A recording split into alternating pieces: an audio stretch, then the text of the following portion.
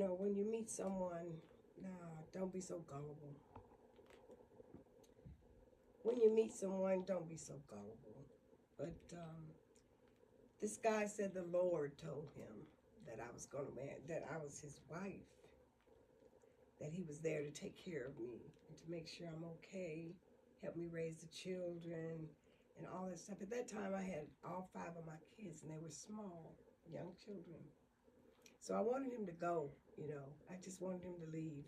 I didn't ask him to stay. He just stayed on his own. He was a big dude too. And I said, you need to go. And so I woke up one morning and I told him to leave.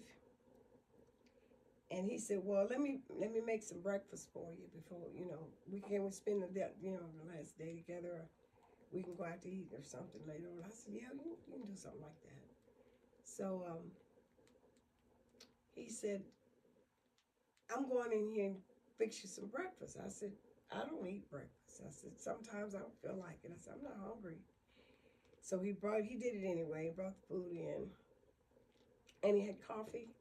I was drinking coffee. I don't drink too much coffee now.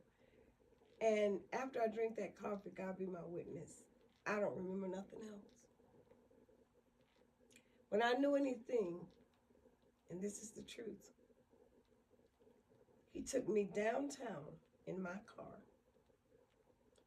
had someone dress up like a judge. He bought the marriage license from one of the stores, one of the stores that can sell all kinds of license. Bought them. He got them from someplace. I don't know where it was. And had a preacher marry us. So-called preacher. A judge. Judge, he was dressed in a black robe. I remember that much. And when I got back to the house, we were married.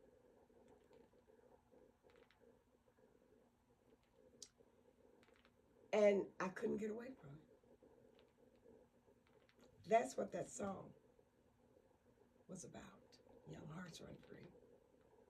That's who I was talking about in that song.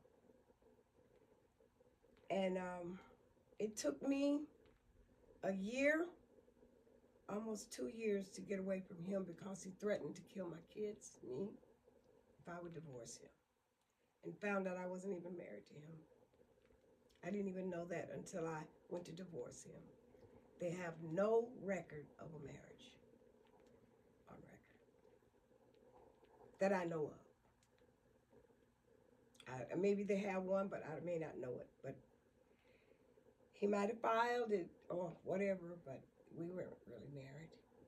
And then it took me that long to get away from him. And he threatened to kill my mother. He threatened to kill my children. My mother was having heart attacks, and I was in Alabama with her, living with her. And I went to Alabama and bought a home near hers. I had a home built near hers so I could take care of her. Now that's when I started coming closer to God through him. I thank God for that much of it. I started coming closer to God through him. God began to teach me. I said, Lord, teach me what am I supposed to do. We were living in Reston, Virginia at the time, and my mother was sick, having heart attacks, and I came down to see her and bought 5 acres of land in a little country town called the Colony. And I built me a house there so I could take care of her. And he was with me. And I told him I was moving to Alabama. And I knew that was out of his type of lifestyle. I figured that would make him go. And it did. It did a lot. Lord said, go home. That's what he just told me to do. In the dream, I had a dream of him with horns, like the devil. And he was chasing me. When I woke up, I was sweating. The bed was wet with sweat. I was running. And I said, Lord, I hadn't called on the Lord in years, really. I hadn't even talked to God in years. And I was raised in the church and just completely forgot about the Lord being in my life and how well he had done. how he had kept me. I didn't even know he was keeping me like that. Wasn't thanking him. I would say my prayers every once in a while. Oh, Lord, I thank you. I thank you for this. And, oh, Lord. But not from my heart. I had better things to do, and I was in the middle of my secular career. And so all my time was with the, out doing, I'm just a prisoner, sweet feeling, and Stand By Your Man, and all those songs. And so I moved to Alabama, and he couldn't get nowhere. He couldn't do nothing in Alabama. It's just chickens and hogs and cows and a lot of land and stuff. And I knew an Oakland boy would not be wanting to do this. And so I finally got rid of him in Alabama. And the way it happened was just a miracle. But that's a whole another story on that another time. But I got rid of him, and he bought a ticket through Delta. I left him, had to leave him in my house because he wasn't going to leave me. I went and lived with my sister in Tennessee until he left. I starved him out.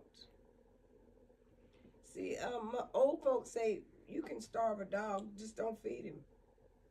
You get rid of a dog quick when you stop feeding him. So I just moved out and moved in with my sister. And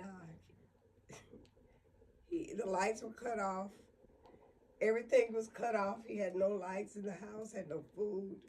He had nothing. So he had no choice but to get on a plane and wrote Delta a bad check and went back to Oakland. Haven't seen him since.